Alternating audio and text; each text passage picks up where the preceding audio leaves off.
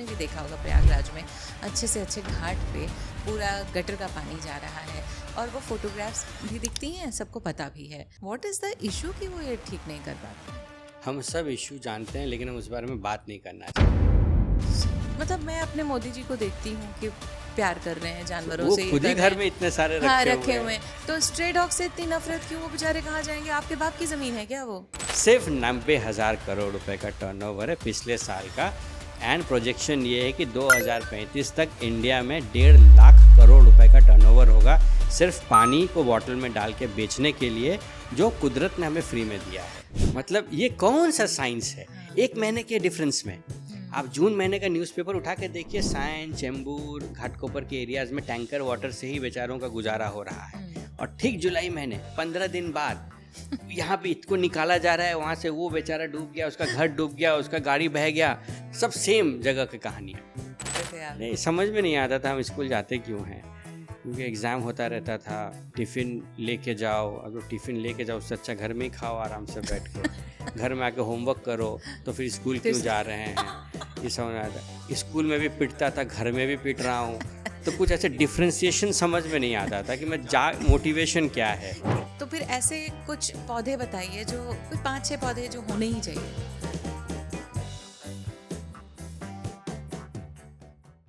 नमस्कार दोस्तों, इन्हीं लम्हों से गुजर के इस एपिसोड में आपका फिर से स्वागत है।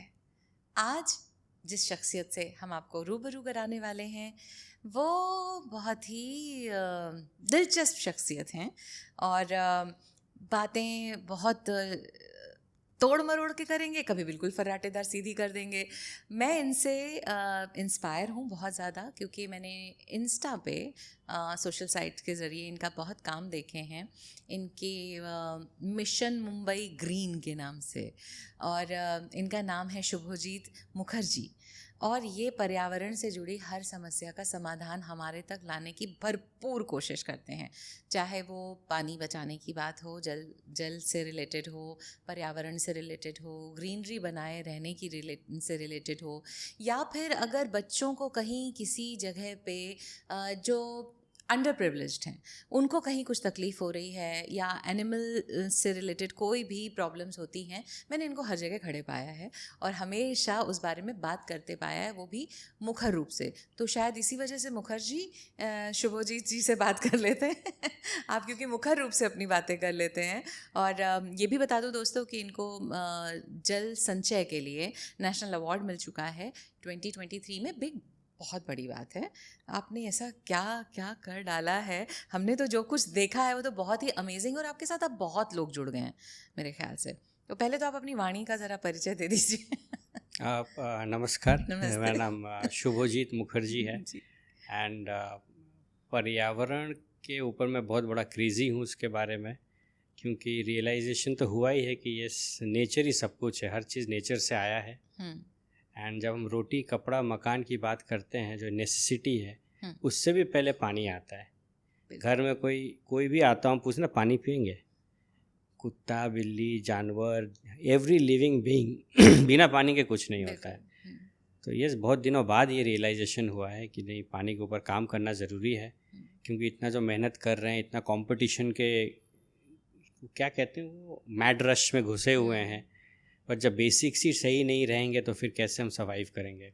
सर्वाइव इन द सेंस, मैं बहुत सेल्फिश हूँ, मैं सिर्फ अपने बारे में सोच रहा हूँ, मैं किसी दुनिया को बचाने का कोई इंटरेस्ट है नहीं। किस तरीके से अपने बारे में सोच रहे हैं? क्योंकि हर इंसान, जैसे हम लोग इतना मेहनत करते हैं, पढ़ाई लिखाई कर रहे हैं, पेरेंट्स हम लोगों को सिखाते हैं, उनके पास उतने पैसे ना होते हुए भी लोन लेके भी स्कूल कॉलेज भेजते हैं। आजकल तो आप देखिए फीस देखिए एक एक का। अभी पता चला है कि स्कूल है मुंबई में 12 लाख रुपए फीस है क्लास 7th के बच्चे का साल का। अब मैं बताऊँ ही क्या, मतलब 2-3 लाख तो मामूली बात हो चुकी है।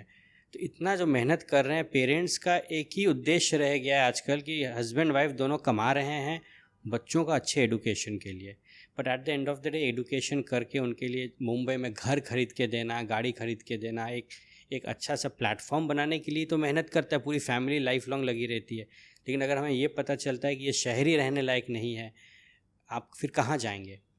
आधा शहर, पूरा आधा तो पूरी दुनिया की बात करूँगा, एक कंट्री छोड़ के दूसरे देश में जाते हैं लोग, अपना गांव छोड़ के शहर में आते हैं लोग, अपना खेत छोड़ के सोचते हैं फैक्ट्री में काम करें, फिर फैक्ट्री बंद हो जाता है तो सोचते हैं बीपीओ में काम करेंगे। तो ये शिफ्टिंग चल ही रहा है, कहीं स्टेबलाइज नहीं हो रहा है, और कहीं ना कहीं हर चीज़ पानी से जुड़ा हुआ है, क्योंकि पानी से ही खाना आता है, पानी से ही सांस आती है, पानी से ही शेल्टर आता है, हर चीज़ पानी से जुड़ा हुआ है। तो इसलिए अभी मैंने सोच लिया है कि पिछले मौका मिला है बस ज़िंदगी में कि हर इंसान बहुत कुछ करना चाहता है, तो मुझे बस लकी हूँ कि सही समय पे सही दिमाग में बात आई है, समझ में आई है, और मैं उस पर काम कर रहा हूँ। तो फिर शुरू से शुरू करते हैं कि हाँ जी। आप कहाँ से हैं पहले तो शुभोजीत जी? देखिए, मैं पैदाइश तो घाटकोपर मुंबई में हूँ। अच्छा, यहीं की पैदाइश है हाँ, आपकी? ओके। लेकिन सौभाग्य भी बोलूँगा कि यस, मुझे प्रयागराज में ग्रेजुएशन करने का मौका मिला। 12th भी मैंने वहीं से किया है। जी। मेरे अभी भी कॉलेज के फ्रेंड्स हैं, एंड जिसके कारण मुझे लिटरेचर, लैंग्वेज और हिंदी साहित्य एंड पॉलिटिकल साइंस चारों पे बहुत कुछ समझने, देखने और सीखने का मौका मिला। और वो एक बहुत इम्पॉर्टेंट बेस होता है। कभी कभी लगता है कि हम लोग कई ऐसे शहर में समय स्पेंड करते हैं जहाँ ये बेस नहीं बन पाता है। बिल्कुल। तो टेक्निकली देखा जाए तो मेरा बेस प्रयागराज का है। तो प्रयागराज में कितने साल रहे आप? ऑलमोस्ट 12 साल। मेरे दादाजी वहाँ बहुत पुराने डॉक्टर थे। जब प्रैक्टिस करते थे तो जैसे घर का बड़ा बेटा है तो डिसाइड हुआ कि ठीक है, पिताजी तो यहीं पे थे, तो मैं प्रयागराज में जाके उनके साथ रहूँगा, और दादा दादी के साथ रहने का अलग ही मज़ा है। बिलीव पैम्परिंग मिलती है, पैम्परिंग, नॉलेज, बहुत प्रैक्टिकल अनुभव बहुत मिला है, एंड बहुत बड़ा प्रैक्टिस रहा है उनका। शहर में काफ़ी नाम था उनका। तो वो भी मैं आपको बताऊं, बड़ा अजीब बात है जो आज मैं रियलाइज़ करता हूँ। आई डोंट नो इस बारे में मैंने कहीं किसी को बोला है कि नहीं। मैं जब अभी रिसेंटली 2 साल पहले जब प्रयागराज गया, जानने का मौका ही नहीं मिल पा रहा, आजकल इतना काम है। मेरे जब मैं इतना बड़ा रहा हूँगा, दादाजी ने स्कूल बनाया था, अच्छा, कम्युनिटी के लिए लाइब्रेरी बनाया था, एंड सेनेट हाउस बनाया था ताकि लोगों का शादी आराम से हो सके। 500 रुपये दीजिए और हॉल में शादी कीजिए। वहाँ सब रूम्स भी हैं, वहाँ पे फ्रेश होने का भी जगह है। गांव से लोग आते हैं प्रयागराज में, आज भी वहाँ 1000 रुपये, 1001 रुपये दीजिए, वो जगह अवेलेबल है, आप शादी करके जाइए। ये आज भी है? आज किस भी जगह है, पे है वहाँ? ये है बार बार नाम भूल जाता हूँ। हाय राम रे, क्या ज़माना आ गया, जहाँ पला बड़ा हूँ जगह का नाम नहीं याद आ रहा है। नहीं, हम जब आप बता देंगे बाद में, जब याद आ जाएगा तो हम एडिट में डाल देंगे उसको। बिल्कुल, ये जगह है। ये है कुछ तो होगा। मैं अभी कल जाने भी वाला हूँ, मेरे चाचा जी मुझे डांटने वाले हैं कि क्या और ये मैं ज़रूर भेजूंगी उनको क्लिप। बिल्कुल। एंड ठीक है, कोई नहीं, हम जगह तो हम बाद में डाल देंगे, कोई इशू नहीं है।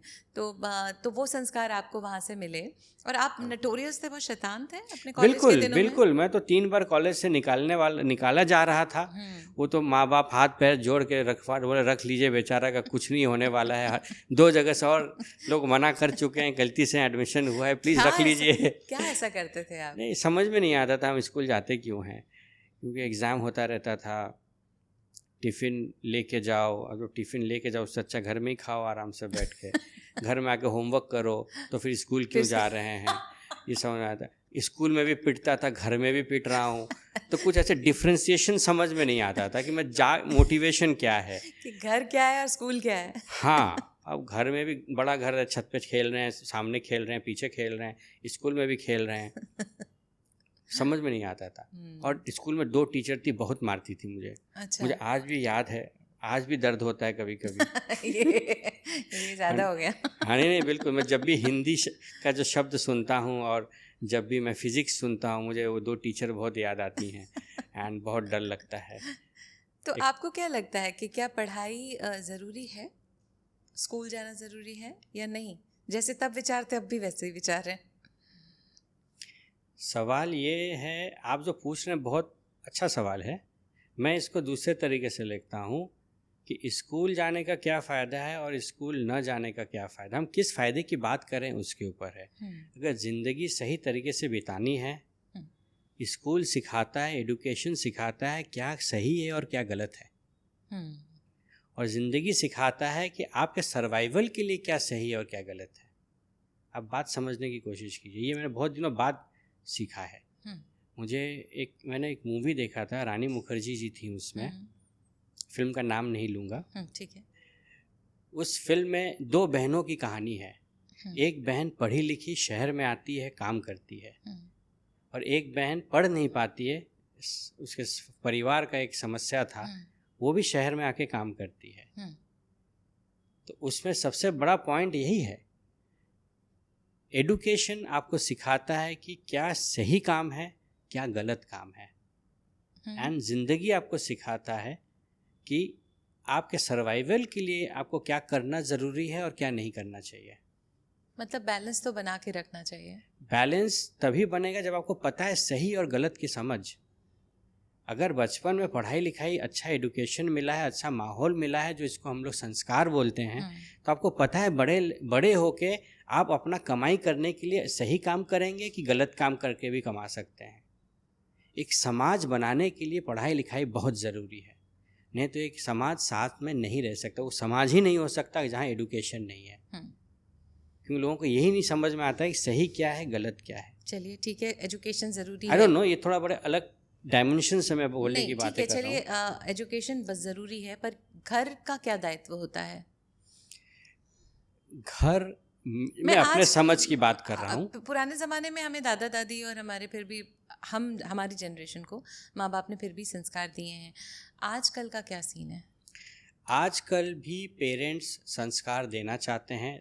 अनफॉर्चुनेटली बड़ा ही न्यूक्लियर फैमिली हो चुका है, जॉइंट फैमिली है नहीं, तो दादा दादियों का जो विजडम मिलता था वो अनफॉर्चुनेटली आजकल की जनरेशन को नहीं मिल पा रहा है। दादा दादी जो कहते थे लॉन्ग टर्म एक्सपीरियंस बेसिस पे कहते थे, जो बहुत इम्पॉर्टेंट, मुझे बहुत काम आता है। इनफैक्ट माता पिता ने जो सिखाया है वो बेसिक टीचिंग होता है लाइफ का। जिसे कहते हैं ना, माँ बाप पैदा करते हैं, वो आपको बेसिक चलना सिखाते हैं, फिर गुरु आता है लाइफ में। वो गुरु वही देव हैं, वही भगवान है, और गुरु टाइम टू टाइम बदलते रहते हैं। कहीं पे दादा दादी भी गुरु होते हैं, वो बहुत कुछ सिखा के जाते हैं, हर चीज़ सिखाते हैं। आजकल इंटरनेट गुरु हैं। अब आपको कैसा गुरु चाहिए आप देख लीजिए, आपको इंटरनेट में तो इतने सारे गुरुदेव बैठे हुए हैं, आपको कौन सी राह चुननी है? आपको आजकल तो लाइफ इतना इजी हो गया है कि पहले कोई एक समस्या मुझे समझ में नहीं आती थी, वर्ड नहीं समझ में आती थी, मेरे पास लिस्ट होता था कि ये चाचा जी के दोस्त बहुत इंटेलिजेंट है, ये पापा के दोस्त बहुत इंटेलिजेंट है, ये दादाजी के दोस्त बड़े इंटेलिजेंट है, उन सबसे जाके मैं मशवरा करता था कि इसका क्या मतलब आपको लग रहा है, तो तब जाके मैं कंक्लूजन निकालता था। आजकल उतना मेहनत बात ही नहीं कि महीने भर मैं एक चीज़ को लेकर पढ़ा हूँ। आप नेट में सारी दुनिया है। हाँ, नेट में आपको 10 ओपिनियन मिल जाएगा, आप डिसाइड कर लीजिए कि आप किस ओपिनियन के साथ जाना चाहते हैं, to the best of your comfort and your benefit. आपको लग रहा है कि ये डायमेंशन सही है, ये फॉलो करते हैं, इसमें मेरा ज़्यादा फ़ायदा होगा, चाहे मेरा फिजिकल फ़ायदा हो, मेंटल फ़ायदा हो, या फाइनेंशियल फ़ायदा हो, या किसी भी टाइप का फ़ायदा है, तो बहुत डेफिनेशन है। आप देख लीजिए, life is very easy, life is very comfortable, life is very fast. आपको अननेसेसरी प्रवचन की भी ज़रूरत नहीं किसी की। आप डिसाइड कर सकते हैं कि आपके लिए इस समय, इस मोमेंट में, एट दिस मोमेंट क्या अच्छा है, और उसको प्रोलॉन्ग करने की ज़रूरत नहीं। हो सकता कल मैं कुछ और करूं, तो it is much much peaceful life, smarter life, just कि आपको पता होना चाहिए कि आप करना क्या चाहते हैं। अगर आप वही एडुकेशन नहीं होगा तो आप गलत तरीके में घुस जाएंगे। एडुकेशन होगा तो you know what is actually good for you in the long term. But I have seen education के बावजूद कहाँ से कोई तय कर पाता है कि हम रास्ता सही चुन रहे हैं, या सही रास्ता चुन भी कहाँ पाते हैं। वही अपब्रिंगिंग है। हाँ, बस वो दोनों, मैं वही बता रही हूँ कि इस लिहाज से दोनों का बैलेंस होना बहुत ज़रूरी है कि घर के भी संस्कार उतने ही अच्छे प्रबल होने चाहिए। तो अब आपको जो भी आपने जब चुना अपनी एजुकेशन के हिसाब से और अपने हार्ट को फॉलो करते हुए अपने संस्कार के साथ, इस राह पे कैसे आया? ये तो मैं ज़रूर बताऊँगा, लेकिन एक सोच ये भी है कि ये हर इंसान जो है ना, हम सब 80% हमारे पेरेंट्स के ही रिफ्लेक्शन है, और वो 20% हम लोग अपने लाइफ लॉन्ग अपने आप को फाइन ट्यून करते हैं। क्योंकि देखिए हम लोग अपने पेरेंट्स के तरह ही हैं, सोच विचार काफ़ी कुछ, लेकिन धीरे धीरे हम लोग जो सीखना शुरू करते हैं आउट ऑफ आवर एक्सपीरियंस, हम लोग नए सोच लेके आगे बढ़ते हैं। बट हम लोग जैसे पेरेंट्स हैं, ज़्यादातर हम लोग उसी से पॉइंट ऑफ व्यूज उन्हीं के लेके आगे बढ़ते हैं, वहीं आगे चलते हैं। बाकी तो यही है, सिंपल है कि मैं, हर इंसान का एक होता है कि चलो मैं, एक पेरेंट्स का इनसिक्योरिटी रहता है, बच्चे बड़े होके क्या करेंगे। जैसे आज भी किसी भी पेरेंट्स को पूछिए, जब वो उसका बेटा 15 साल का हो गया तो ऐसे ही हाथ रहता है उसका, यार ये क्या करेगा, क्यों? क्योंकि उसके पेरेंट्स के खुद का इनसिक्योरिटी है, क्योंकि वो जिस माहौल से बड़े हो के और जो चैलेंजेस देख के आज तक पहुँचे हैं, देख रहे हैं ये तो वो चैलेंज चेंज हो चुका है, मैं गाइड करूँ तो क्या करूँ? पहले तो मैंने बोल दिया था डॉक्टर इंजीनियर बन जाओ, आजकल डॉक्टर इंजीनियर का सीट खाली पड़ा हुआ है, एंड आर्ट्स एंड कॉमर्स में लोग सब घुसे हुए हैं। तो मैथमेटिक्स चेंज हो गया है, दुनिया का रिक्वायरमेंट चेंज हो गया है। सच है कि एकदम खाली पड़ी हुई है, वैसे तो बहुत जद्दोजहद करना पड़ता है। इनफैक्ट कल ही एक हमारे बहुत सीनियर प्रिंसिपल का मैडम का फ़ोन आया कि मुखर्जी साहब आप अपने लोगों को बोलिए कि साइंस भी ज़रूरी है, हमारे पास साइंस के सीट खाली पड़े हुए हैं और हमारा कॉमर्स और वो मास मीडिया और क्या क्या है सब भर चुका है। वो टेंशन में है, वो पीपल तो फीस भी तो उस लेवल पे जाके फिर उनके टेस्ट बहुत डिफिकल्ट होते हैं, फिर वो सब तो है, फिर उसके बाद बहुत सारी झंझट मैंने तो देखी है। मेरे फ्रेंड्स के बच्चे डॉक्टर इंजीनियर्स जो बने, उनकी क्या जद्दोजहद होती है। मे बी ये और दूसरा ये भी है कि शायद अब ज़माना स्किल बेस्ड पे निर्भर होने लगा है, तो आर्ट एंड उसके लिए जाते होंगे लोग। अब एक डॉक्टरी कीजिए 10 साल का, फिर आगे चल के 15 साल तो आपको सिर्फ पढ़ने में जाता है। हाँ, पढ़ाई कर रहे हैं, फिर आप वो सर्व करना पड़ता है 4-5 ईयर्स सब करा के। एंड डॉक्टरों का तो अब सब अच्छे, एक फार्मूला है डॉक्टर्स का कि आप सिर्फ डॉक्टरी करके नहीं पैसा कमा सकते हैं, आपको किसी बड़े हॉस्पिटल में नाइट जॉब करना पड़ेगा। तो उससे अच्छा BPO में काम कर लिए होते। सारे डॉक्टर्स हमारे पीछे पड़ेंगे। फिर जब तक सफ़ेद दाढ़ी नहीं होती ना, तब तक लोग को लगता है कि तो नया डॉक्टर है, जाने दो।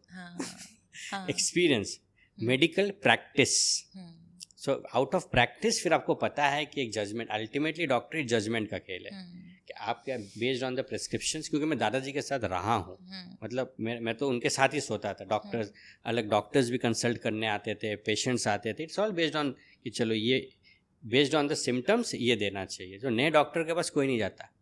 हाँ, क्योंकि सब चाहते हैं कि थोड़ा बुढ़ा दिखने लगे, दाढ़ी आड़ी। तो मतलब आपको अगर लाइफ में कुछ आगे बढ़ना है तो बुढ़ापे का इंतजार कीजिए। अच्छा, प्रॉब्लम एक भी है, डॉक्टर जब बुढ़ा हो जाए, ज़्यादा बड़ा दाढ़ी होगा या दाढ़ी होगा तो बच्चे भागते हैं।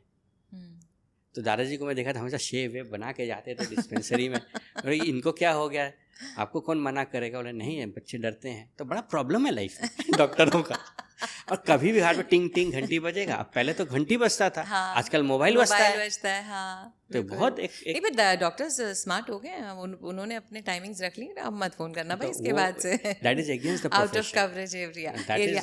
उनका अगेंस्ट है, बट वो करते हैं ऐसा। हाँ, वो करते हैं, बट वही है ना, आप अल्टीमेटली वो इतने फ्रस्ट्रेट हो जाते हैं कि वो अपने रूल्स नहीं फॉलो कर पा रहे हैं। जनता भी तो बढ़ रही है बहुत ज़्यादा। मैं रात को सो रहा हूँ, बारिश हो रही है, घंटी बजी, दादाजी उठे, 2 बार उठे। एक बार उनका खुद का BP था, शुगर था एक टाइम के बाद, और एट द एज ऑफ 67 सो रहे हैं दवाई लेके कि नींद आए। रात को 12:30 बजे एक पेशेंट आया गाड़ी लेके, आप वो देख के आए, फिर सोए। फिर 3 बजे एक जन पहुंच गए गाड़ी लेके, स्कूटर में करके अपनी माता जी को लेकर आई। और मैं लेटे लेटे देख रहा हूँ क्या हो गया दादाजी को। अच्छा। टफ जॉब है, पर वो ये ना कि हाँ, ये डेडिकेशन चाहिए पूरी। You have to serve mankind. अगर वो इंटेंशन नहीं है तो आप डॉक्टर मत बनाइए। नहीं, वो डिपेंड करता है पर्सन टू पर्सन की, कौन किस तरीके से आ रहा है और किस लिए आ रहा है, पैसा कमाने के लिए या सही में। मेरे पड़ोसी यही परेशान है। मेरे पड़ोस में एक हस्बैंड वाइफ है, उनकी दोनों डॉटर है, दोनों डॉक्टर्स हैं। इतना ह्यूज लोन चल रहा है, 90 लाख रुपए का लोन है उनका। डॉक्टर बनाने के चक्कर में उनका खर्चा हुआ है। अभी बच्चों के ऊपर प्रेशर वो देना नहीं चाहते हैं। वो तो मुझे बोल के रखे हैं, कोई नहीं बेटा, अभी बच्चों की शादी हो जाएगी, मैं एक फ्लैट भेज दूंगा, उससे उनका फीस मैं पे कर दूंगा। मतलब ऐसा बैकअप होना चाहिए। हाँ, ना, इतनी बड़ी एजुकेशन के लिए। और आप फिर भी कह रहे हैं कि खाली पड़ी हैं सीट्स डॉक्टर की। हाँ, पड़ी है, क्योंकि क्या करें लोग, उतना जो चैलेंजेस हैं, let me not get into it. बहुत एजुकेशन सिस्टम को बहुत रिफॉर्म किया जा रहा है। हमारे इंडिया में डॉक्टर्स की बहुत कमी है, but at the same time doctors education is so expensive कि लोग नहीं जा सकते हैं। और आपके पास मुश्किल से 8,500 या 9,000 ऐसा गवर्नमेंट कॉलेजेस में 9,000 कि 19,000 पोस्ट, मैंने जिसमें अंदर वो एक सीट्स हैं स्टूडेंट्स का, जो टॉप बच्चे वहाँ पढ़ते हैं वो निकल पाता है। बस आजकल तो कहीं एक रिपोर्ट मैंने देखा था कि इंडिया में आई थिंक 950 लोगों के बीच में एक डॉक्टर है। अच्छा। हाँ, जो बहुत गड़बड़ है। 950 लोगों के बीच में मतलब ये गवर्नमेंट को करना चाहिए कि एटलीस्ट। गवर्नमेंट कर रही है, बहुत कुछ कर रही है, बट गवर्नमेंट के हाथ में कोई जादू की छड़ी है नहीं। गवर्नमेंट है क्या? आप, मैं, हम ही सब है ना। आप सब, हम लोग गवर्नमेंट हैं, हम ही इंसान ही हैं आफ्टर ऑल। कभी उनके साथ बैठता हूँ तो पता चलता है, पहले मैं भी बहुत डांटता रहता था, गवर्नमेंट ये नहीं करती है, गवर्नमेंट बिकी हुई है, मोदी जी बिके हुए हैं। हाँ, वो तो कॉमन एक गॉसिप जो कॉर्नर होता है ना, कि ये प्रधानमंत्री बिके हुए है, वो चोर है, ये डाकू है और ये है।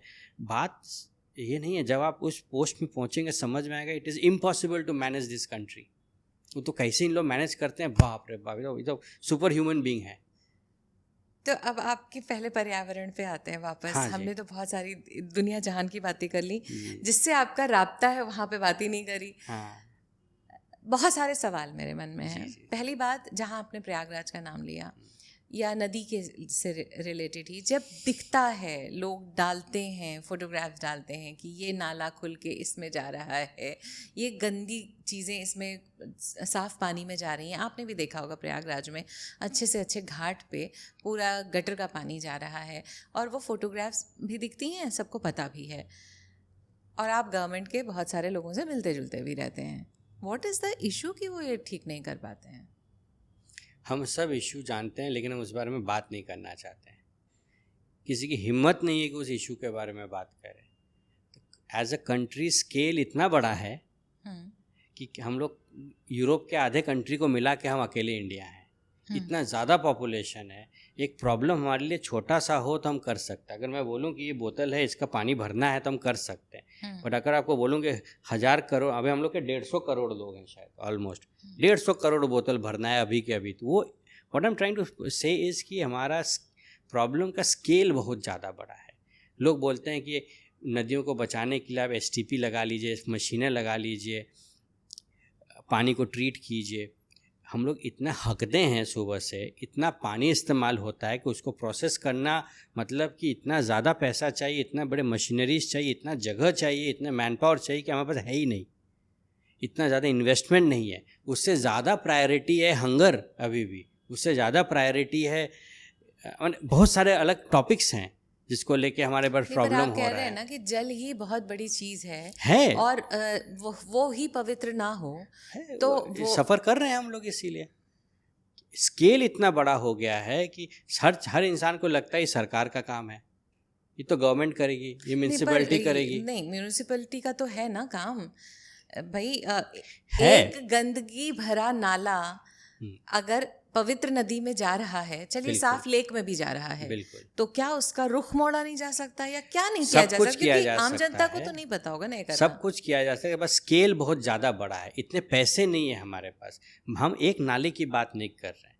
अगर आप रिपोर्ट्स में देखेंगे कई करोड़ नाले हैं। नाले को साफ करते रहने में जो पैसे रिसोर्सेज जाएंगे उतने लोग नहीं है, उतने मशीन ही नहीं बनी है दुनिया में।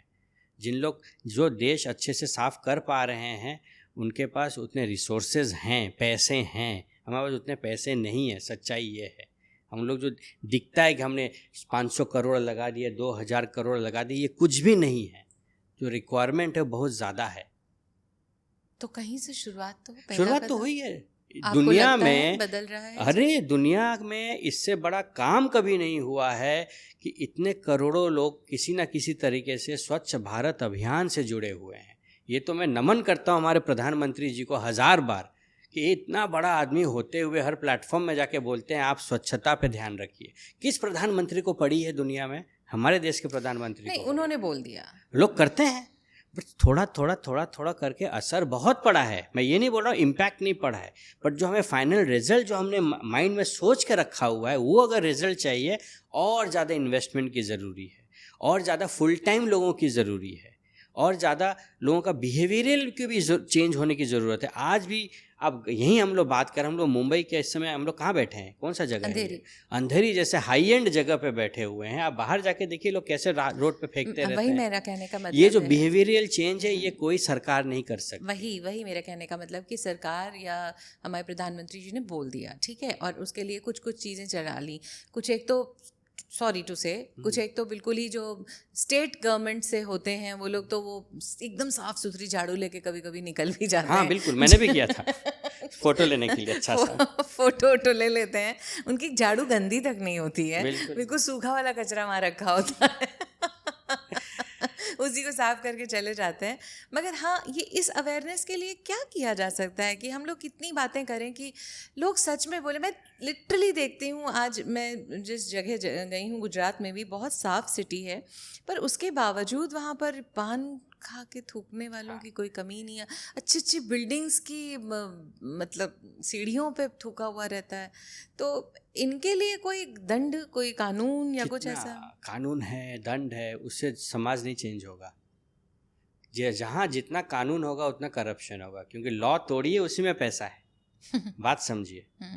ये जो पहले आपने बताया था ना, एडुकेशन कितना ज़रूरी है। ये जो नया जनरेशन आ रहा है वो ज़्यादा अवेयर है, वो ज़्यादा कॉन्शियस है। नया जनरेशन घर जाके माँ बाप को सुनाता है कि हमारे स्कूल में बताया गया है, प्रधानमंत्री जी बताते हैं, आप ऐसा क्यों कर रहे हैं। ये है मेन अचीवमेंट। ये जो न्यू जनरेशन, अभी जो हमारे जो ओल्ड स्कूल के लोग हैं, धीरे धीरे जाएंगे, न्यू स्कूल के लोग आएंगे, उन्हीं लोग इस देश को आगे ले जा पाएंगे। और ये हिस्ट्री हैज़ प्रूव्ड इटसेल्फ, क्योंकि नई बात नहीं है। ये जो इतना मेहनत चल रहा है, ये सोच लीजिए अगले 25 साल में आपको रिजल्ट दिखेगा। और जो नए नए जो स्टूडेंट्स आ रहे हैं, आपको रिजल्ट दिखने भी लगा है। जहाँ पे भी इम्प्रूवमेंट आप देखेंगे, it is the youth who is making the change. Senior citizens कुछ नहीं करने वाले हैं। दो टाइप के लोग होते हैं दुनिया में, कुछ लोगों का पास्ट टेंस ज़्यादा लंबा होता है, कुछ लोगों का प्रेजेंट फ्यूचर टेंस ज़्यादा लंबा है। जिन लोगों का फ्यूचर टेंस ज़्यादा लंबा है, उनको आप सिखाइए, समझाइए, वो पूरा चीज़ों को बदलेंगे। जिनका पास्ट टेंस, कोशिश तो हम लोग की भी लगी रहती है हमारी वर्कशॉप्स के थ्रू, या तो आप भी करते रहते हैं। आप जैसे हम जैसे लोग 0.01%। हाँ, वही मैं कह रही हूँ कि ना परसेंटेज बहुत कम है, क्योंकि घर से शुरुआत होनी चाहिए। और घर का ही जो बड़ा है, जब अपने सामने का कचरा दूसरे पड़ोसी के बगल में रख देता है, ये सोच के कि मेरा तो आंगन साफ हो गया है, तो वो बच्चा भी क्या ही सीखेगा आगे जाके। लव दाई नेबर्स। मैं अपने पड़ोसी को नफरत करता हूँ। क्यों? ऐसे जबरदस्ती। खड़ूस पड़ोसी नाम रखा है। अच्छा। बहुत अच्छे लोग हैं। तो वो लोग आपको बोलते होंगे ना ऐसे? हाँ, है ना? हाँ, वो हमें बोलते हैं, हम उनको बोलते हैं। वो ऐसे बहुत अच्छे लोग। तो अब जल से रिलेटेड अभी क्या चल रहा है? देखिए, जल से रिलेटेड मैं बहुत परेशान हूँ, बहुत गुस्से में हूँ, क्योंकि ये जो पानी है, ये ऊपर वाले ने हमें फ्री में दिया है। लेकिन पानी का जो कमर्शलाइजेशन हुआ है पिछले 25 सालों में, दुनिया में किसी इंडस्ट्री में नहीं हुआ है। सीधी बात है, बेचने के पॉइंट ऑफ व्यू से हर मामले में। आप पानी संरक्षण के नाम पे बोलिए या business, it has become a business. हम बोलते हैं जल संचय कीजिए। जल संचय करने का टर्नओवर कितना है बताएंगे इंडस्ट्री का? मुझे नहीं पता इस बारे में। 12,000 करोड़। पैकेज ड्रिंकिंग वाटर, मुझे कंपनियों का नाम लेने मना किया गया ऑब्वियसली, कई कोर्ट केसेस चल रहे हैं मेरे ऊपर ऑलरेडी। ठीक है। तो ऐसे प्लास्टिक का बॉटल आता है जिसमें 1 लीटर का बॉटल, आधा लीटर का बॉटल, और उसमें पानी भरा रहता है, हम लोग खोल के पीते हैं, फिर पी के हम लोग फेंक देते हैं। तो ये जो प्लास्टिक का बोतल होता है, इसको पैकेज ड्रिंकिंग वाटर बोलते हैं। अब गेस कीजिए कितना टर्नओवर होगा हर साल का? जस्ट ऐसे ही एक अनुमान लगाया। 12,000 कुछ बोला है? 12,000 करोड़ तो सिर्फ रेन वाटर हार्वेस्टिंग का टर्नओवर है। 12,000 करोड़ रुपए की बात कर रहा हूँ। 12,000 करोड़। तो हर एक कंपनियां होती है, ए से लेके कोई कंपनी है, बी से भी है, सी से जेड तक मिलेंगे आपको कंपनी। उन लोग जाते हैं, कहीं पानी पड़ा हुआ है या म्यूनसिपलिटी से पानी खरीदते हैं, एक बॉटल में डालते हैं, अपना नाम लगाते हैं, चलो मेरा नाम शुभजीत है, कल उसी नाम से एक बना लेता हूँ, लोगो लगा के बेचना शुरू करता हूँ 20 रुपये में। ठीक है, इस बिजनेस का टर्नओवर बताइए। लेट अस अंडरस्टैंड कि हम लोग किस चीज़ की बात कर रहे हैं। 36,000 करोड़। और थोड़ा ऊपर जाइए। 50,000। और थोड़ा ऊपर जाइए।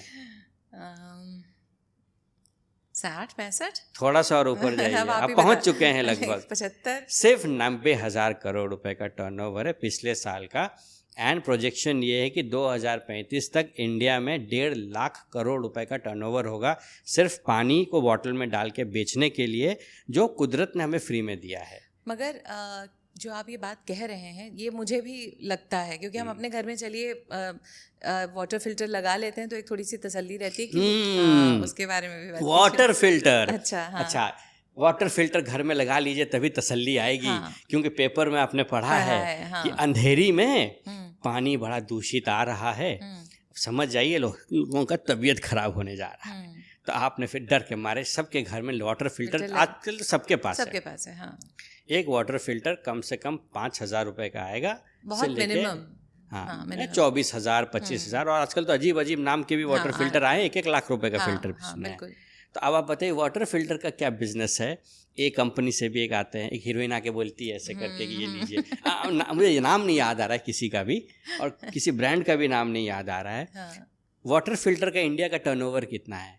ऑब्वियसली 1,000 करोड़ों में बात कर रहे हैं, कितना 1,000 करोड़ होगा सालाना? तो मेरा दिमाग नहीं चल 60,000 करोड़ का टर्नओवर है वाटर फिल्टर का। उनका भी प्रोजेक्शन बहुत अच्छा है। पर क्या वो सच्चाई नहीं है? साफ नहीं होता उससे पानी? देखिए वाटर फिल्टर क्या ज़रूरी है क्या ज़रूरी नहीं है। मुंबई में आरओ करके एक फ़िल्टर होता है, क्या हमें आरओ की ज़रूरत है नहीं है वो अलग टॉपिक है, मैं उस बारे में नहीं जानना चाहता हूँ। मुंबई में आरओ की ज़रूरत नहीं है, क्योंकि म्यूनसिपैलिटी जिस हाई क्वालिटी का पानी दे रही है, पूरे वर्ल्ड में शायद ही कोई म्यूनसिपैलिटी होगी जो इतना अच्छी क्वालिटी पानी देती है। सच बताइए। क्योंकि ये डिस्टिल्ड वाटर आ रहा है। इतना साफ करती है? इतना साफ करना नहीं पड़ता है, डिस्टिल्ड ही वाटर है ना, बारिश का पानी हमें मिल रहा है। अच्छा, प्रॉब्लम कहाँ है वो भी अलग सॉल्यूशन पे हम लोग बात करेंगे।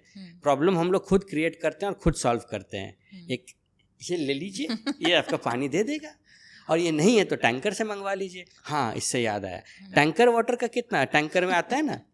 अब भी पिछले हफ्ते बात आई थी कि टैंकर वालों ने मुंबई में, बारिश चल रहा है इस समय जुलाई, मैं बात कर रहा हूँ 14 जुलाई की, 14 जुलाई के दिन 14 और 15 जुलाई को मुंबई में वाटर टैंकर वालों का हड़ताल था।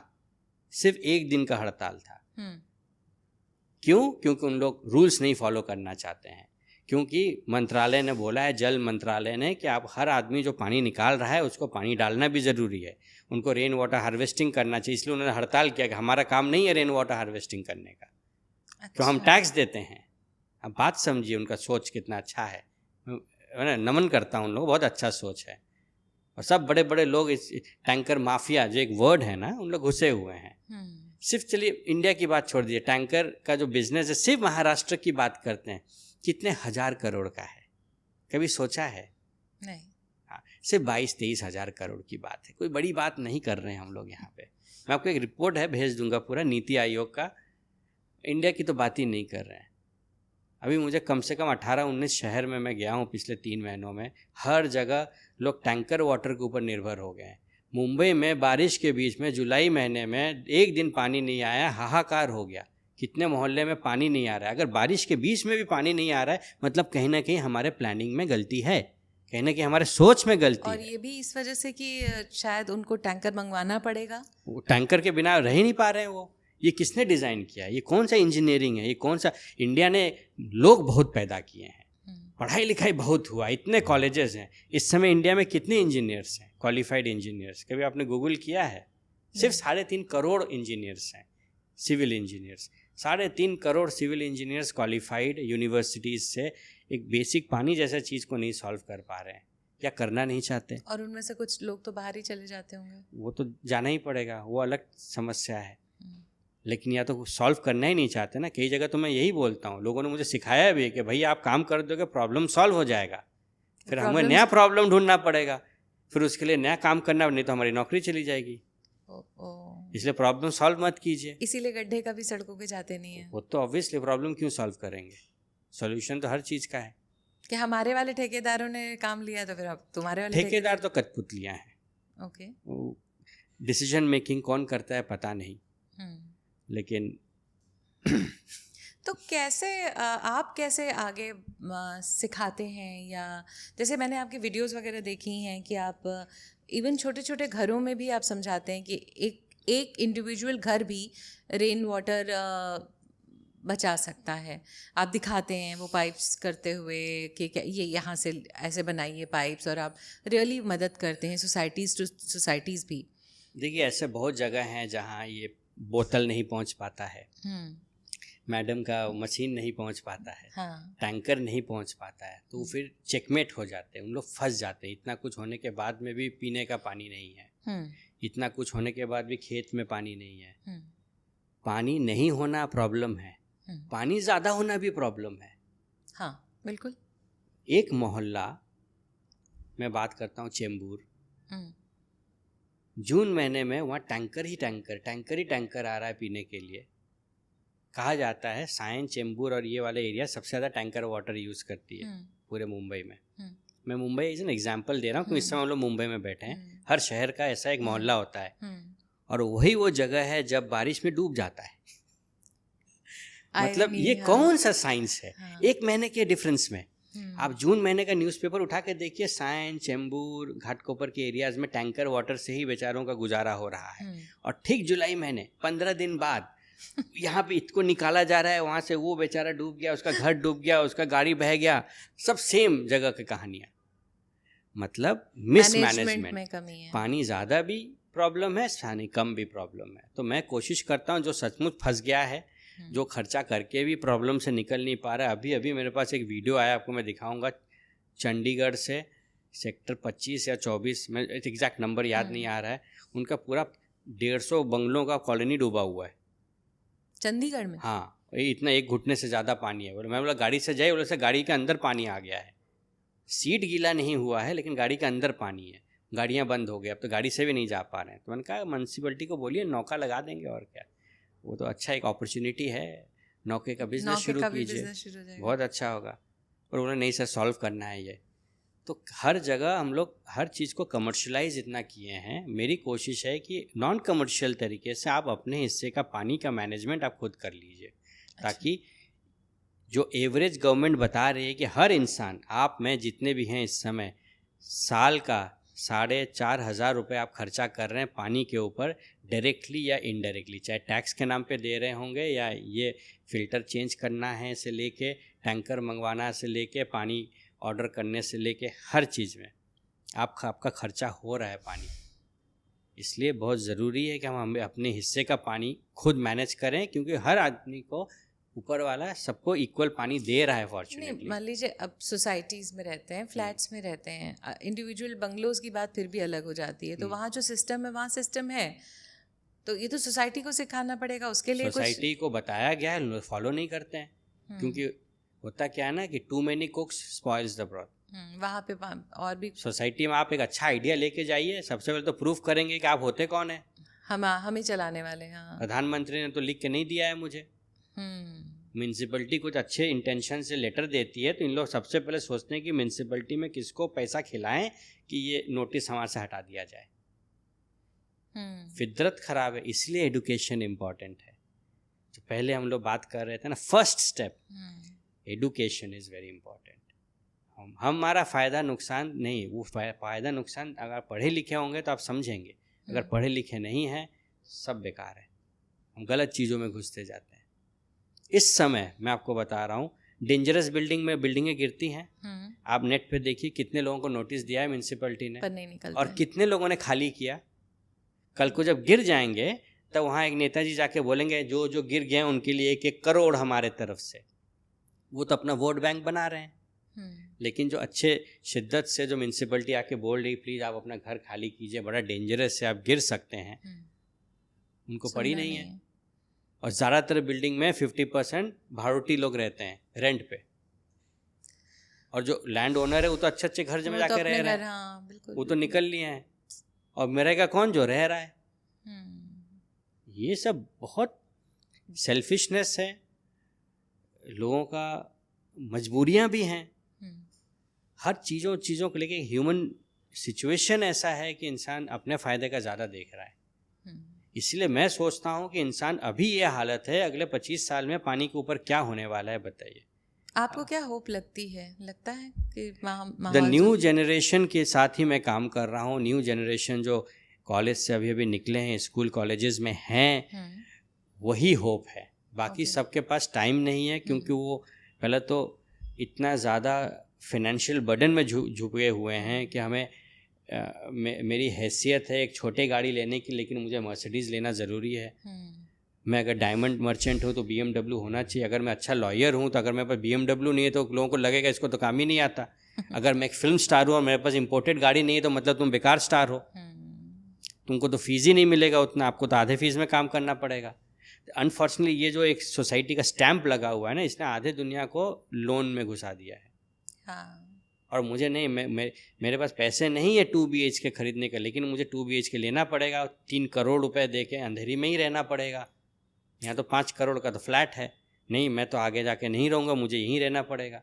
ये जो फाइनेंशियल स्ट्रेस इंसान को कुछ भी करवा रहा है आजकल, हर गलत काम इंसान फाइनेंशियल स्ट्रेस में ही करता है। समझदार वो है जो 0 लोन में लाइफ लीड कर रहा है, उसको किसी को भी देने की ज़रूरत नहीं है। आप कम खाइए, कम कहते हैं कम खा गम खा, your consumption has to go down. This is a wrong way जिस हिसाब से लोग लीड कर रहे हैं। मी एंड माई वाइफ हमने बहुत पहले से सोचा हुआ है। अनफॉर्चुनेटली ऐसे हमारे कुछ फ्रेंड्स हैं जिनको हमने पुश कर करके कहा है कि 0 लोन लाइफ लीड करो, फिर देखो you will have a beautiful sleep. बिल्कुल, और बहुत खूबसूरत लाइफ होता है। मतलब जितना आपके हाथ में है उस हिसाब से गुजारा कीजिए। बिल्कुल, नहीं तो आप दूसरे के लिए जी रहे हैं, आप इंटरेस्ट के लिए जी रहे हैं। आपको सिर्फ प्रिंसिपल तो देना नहीं, आपको इंटरेस्ट देना इतना ज़्यादा मत दीजिए। इंटरेस्ट बैंक में डालिए, बैंक आपको कुछ दे के ही जाएगा। Nice way of thinking. मैं तो यही फॉलो करता हूँ। मेरा आज तक कभी कुछ भी नहीं करूँगा, लोन लेना पड़ेगा नहीं करूँगा, मैं नहीं किया कुछ भी। एक रुपए का लोन नहीं लिया। घर वगैरह भी सब कोई भी, वो तो फॉर्चुनेटली कि वही है ना कि सिचुएशन इंसान को बुरा बना देता है। ये तो मेरा एक ब्लेसिंग है कि मेरे सास ससुर का घर है, मेरे पापा मम्मी का घर है, दादाजी का घर है, तो उन्हीं के घरों में रह रहा हूँ मैंने तो घर मेरे तो उतने, हम तो NGO वाले हैं, हमारे पास तो हम तो प्रॉफिट कर ही नहीं सकते हैं। जो थोड़ा बहुत बच जाता है उससे खाना पीना चल रहा है। अच्छा, ऐसा बाबा जी हूँ ऐसा नहीं लग रहा है कोई? नहीं। हाँ बेटा, मेरा तो क्या है, फल फूल में ही रह लेता हूँ, मैं तो सिर्फ फ्रूट डाइट फॉलो करता हूँ। मुझे तो नहीं लग रहा है कि आप डाइट वाइट फॉलो करते मैं सिर्फ ड्राई फ्रूट्स ही खाता हूँ। अनिल कपूर साहब याद आ गया मुझे। तो ये तो जल से रिलेटेड काफ़ी बातें, तो सेम गोज़ विद हरियाली और ये सब पेड़ों का जो आप एक बनाते हैं कि ये इतने पेड़ अभी उगाने हैं, या आप आम की गुठलियों का एक बहुत बड़ा था कि अब जैसे आम का सीज़न आता है आप इमीडिएटली आपकी वीडियोज़ आनी शुरू हो जाती हैं कि अच्छे से धो के आप हमारे तक पहुंचाइए, और फिर वो लोग लगाते हैं और इतने सारे आम के पेड़ उगाए जाते हैं। और फिर अभी आपने प्रयागराज में ये अमरूदों का वो किया कि अमरूद के पेड़ लेके जाइए इतने सारे।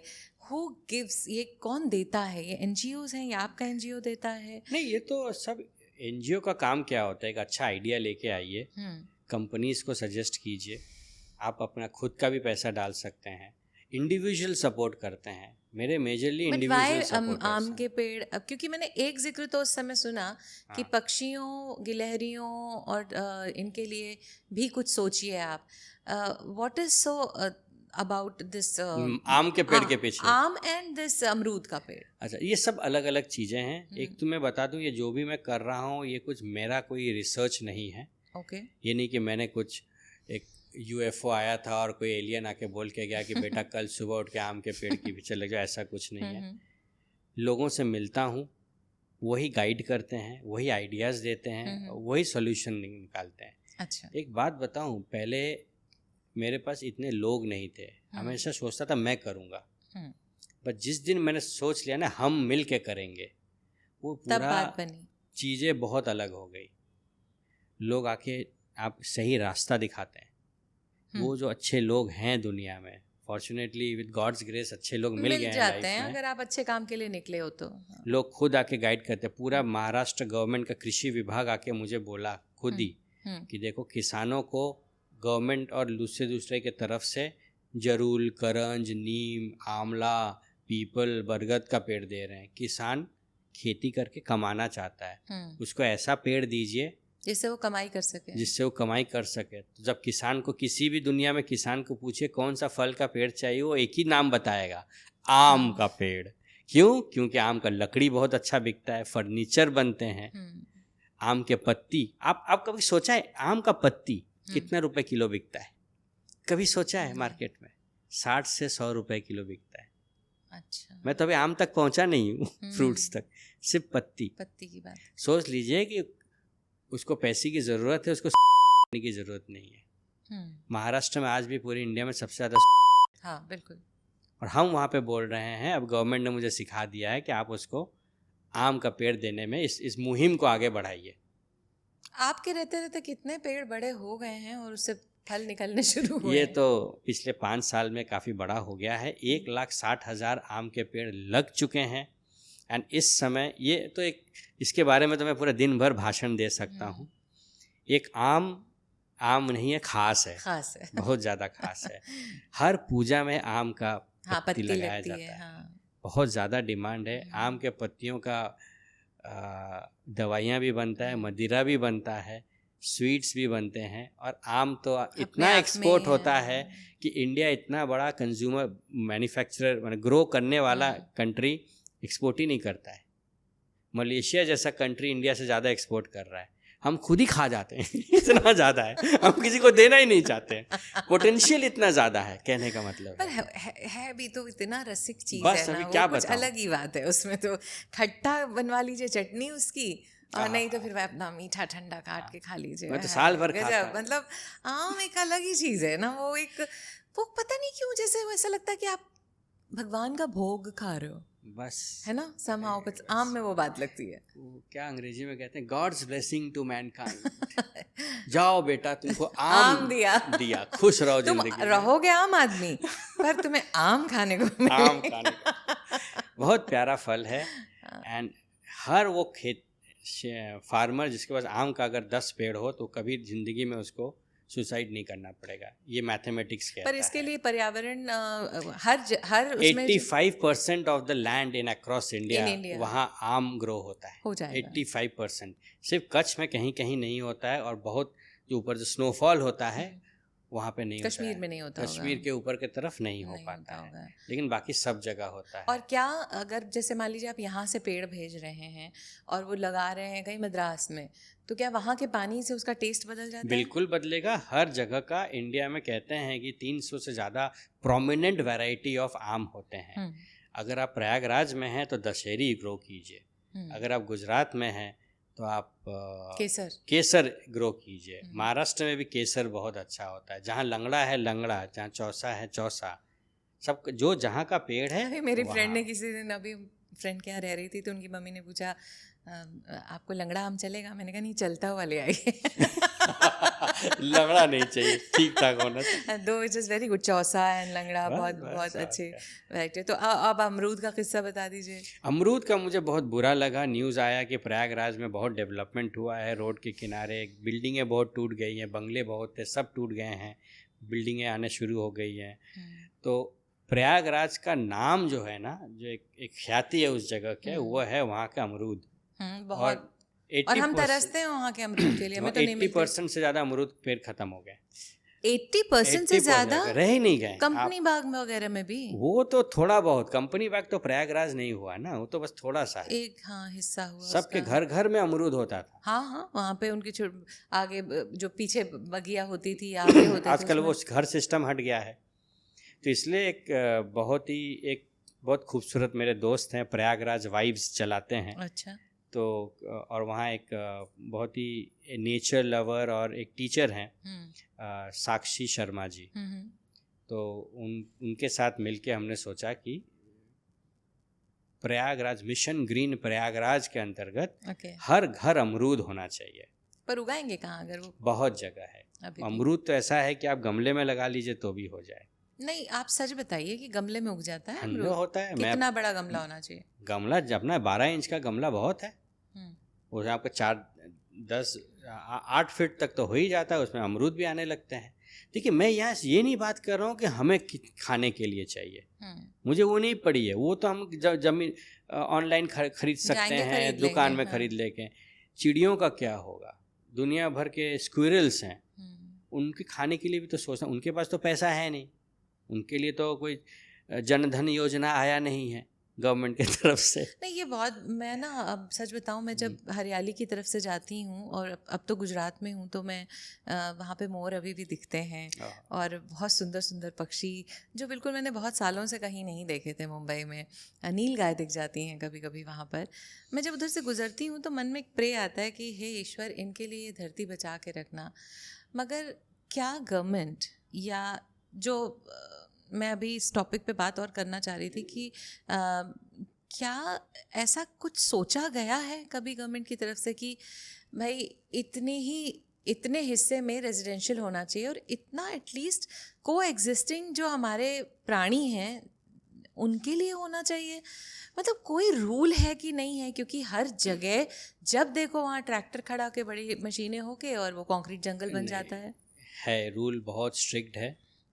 एनजीटी है इसके ऊपर, national green tribunal, forest department पर वो है। बॉम्बे में क्यों नहीं है फिर? है मुंबई में भी है। तो हर कितनी जगह दूर है। पे हमें कहाँ हरियाली दिखती है यहाँ पे? है सब। आज जो नेशनल पार्क जो भी बचा हुआ है बिकॉज ऑफ एनजीटी, बिकॉज बचा हुआ है। हम हाँ। ग्रो क्या कर रहे हैं आसपास? ग्रो बहुत हो रहा है शहर में। आपको सुन के बहुत अच्छा लगेगा कि इस साल भी कुछ 50,000 से ज़्यादा पेड़ म्यूनसिपलिटी ने लगाया। इस देश को ना 3 अलग अलग एरियाज़ में डिवाइड किया गया है। एक होता है म्यूनसिपल कॉरपोरेशन का एरिया, एक होता है कलेक्टर का एरिया, एक होता है फॉरेस्ट का एरिया, फॉरेस्ट डिपार्टमेंट। एक कलेक्टर लैंड, एक म्यूनसिपल लैंड। तो म्यूनसिपल लैंड जहाँ भी म्यूनसिपलिटी ग्राम पंचायत होगा उनकी जिम्मेदारी होती है कि डेवलप करो। कलेक्टर लैंड कलेक्टर की रिस्पॉन्सिबिलिटी होती है। And forest land forest department होता है। कलेक्टर लैंड अपना ज़मीन किसानों को भी देता है कि तुम कुछ ना कुछ ग्रो करो, खाओ पियो, कुछ बनाओ। हमारे देश की ज़मीन खाली नहीं रह सकती। इतना आबादी है, 150 करोड़ लोग बैठे हुए हैं, खिलाना है सबको।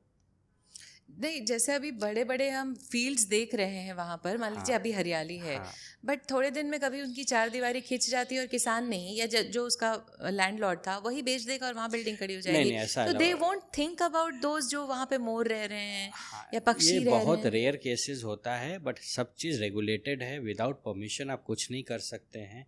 जो कृषि का ज़मीन है वो सिर्फ कृषि में यूज़ होगा। जो डेवलपमेंट जोन है, क्योंकि इस इतने आबादी को माइंड में रखते हुए एरियाज़ बनाई गई है और we don't have a choice.